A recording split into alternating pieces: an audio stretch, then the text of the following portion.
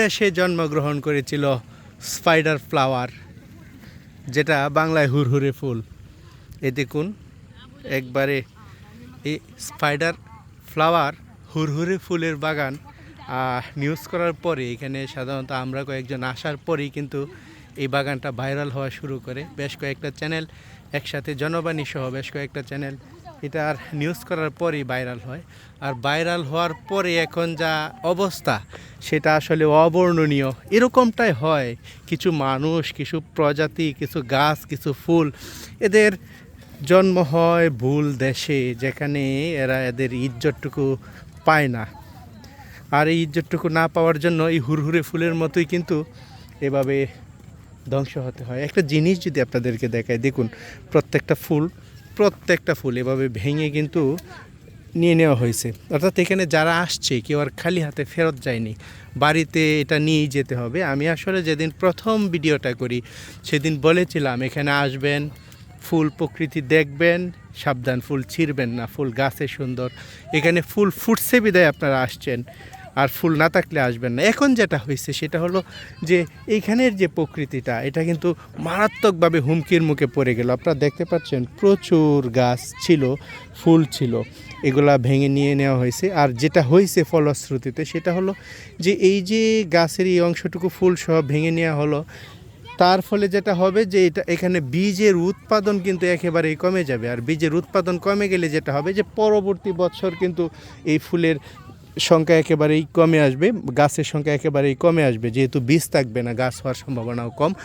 আর যেটা হবে সেটা হলো যে আগামী বছরও যদি কিছু গাছ এখানে বেড়ে ওঠে আর কিছু দর্শনার্থী আবারও নতুন করে আসা শুরু করে, সেক্ষেত্রে আবারও যদি কিছু ফুল এখান থেকে এভাবে ছিঁড়ে নিয়ে যায়, তাইলে কিন্তু আর এর পরের বছর আর ফুল থাকবে না। এখন পর্যন্ত যদি আপনাদেরকে একটু আমি দৃশ্যটা দেখাই, দেখুন দর্শনার্থীরা আসতেছে, ফুল কিন্তু মোটেই নাই, দেখুন এই যে দেখুন এইখানে দর্শনার্থী। আমি যদি আরও দূর দেখাই, দেখুন দর্শনার্থীরা কিন্তু এখনও কিন্তু আসতেছে। আছি আমরা হুরহুরে ফুলের রাজ্যে। দেখুন এখানে অটো রিজার্ভ করে নিয়ে আসছে, অটোগুলো আছে। আমি আরও দূর পর্যন্ত যদি দেখাই, দেখুন এই যে আসতেছে, আমি আরও দূর পর্যন্ত যদি দেখাতে চাই তাহলে দেখুন এই যে দর্শনার্থীরা আসতেছে। আর অনেক দূরে কিন্তু কিছু দোকানপাটও তৈরি হয়েছে দর্শনার্থীদের আসার জন্য, যে তাদের ব্যবসার একটা সুযোগ সৃষ্টি হয়েছে এই জন্যে।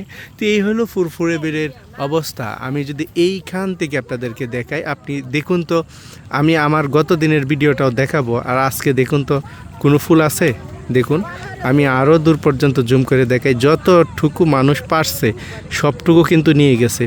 সুতরাং আমাদের প্রকৃতি, আমাদের মেধা, আমাদের সৌন্দর্য সব কিন্তু আমরাই নষ্ট করি।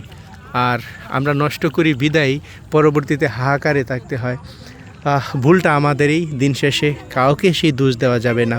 যাই হোক, এই হলো ফুরফুরে বিলের ফুরফুরে ফুলের সর্বশেষ অবস্থা।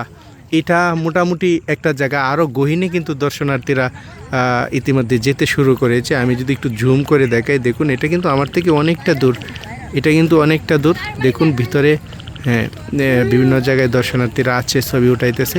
এখন পর্যন্ত যে ফুলগুলো আছে এগুলোও যদি সংরক্ষণ করা যায় তাহলে কিন্তু অন্তত কিছুটা হলেও প্রকৃতিটা রক্ষা পাবে। তো ধন্যবাদ সকলকে, যারা এখনও আসেননি হুরহুরে ফুলের বনে, আরেকবার ঘুরে যেতে পারেন।